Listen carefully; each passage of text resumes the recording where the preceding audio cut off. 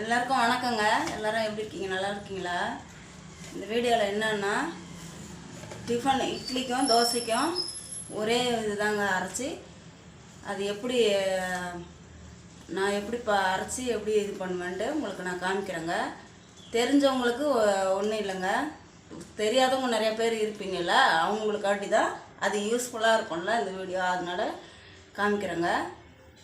வாங்க அளவுலாம் எப்படின்னு சொல்கிறேன். இது வந்து ரேஷன், நான் எப்போவுமே ரேஷன் அரிசியில் தாங்க டிஃபன் போடுவேன்.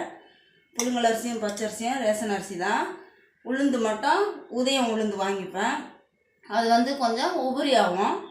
அதனால நம்மளுக்கு இட்லியும் தோசையும் நல்லா வருங்க. அதுக்கு நான் எவ்வளோ அளவு சொல்கிறேன் பாருங்கள். இது மெயினாக வந்து தெரியாதவங்களுக்கு தாங்க இந்த வீடியோ. தெரியாதவங்க நிறைய பேர் இருப்பாங்களா, அவங்களுக்கு தாங்க யூஸ்ஃபுல்லாக இருக்கும். அதனால தான் இந்த வீடியோ போடுறேங்க. இது வந்து இந்த ஆழாக்கில் வந்து 5 ஆழாக்கு போட்டால் 1 கிலோங்க. பாருங்கள், புழுங்கல் அரிசியும் பச்சை அரிசியை வந்து நல்லா பொறுக்கிட்டு நெல் இல்லாமல் அந்த கருப்பாக அரிசிலாம் இருக்கும் அதெல்லாம் இல்லாமல் எடுத்துகிட்டு புடச்சி வச்சுருக்குறேங்க. இதில் வந்து 5 ஆழாக்கு போட்டுக்கலாம்.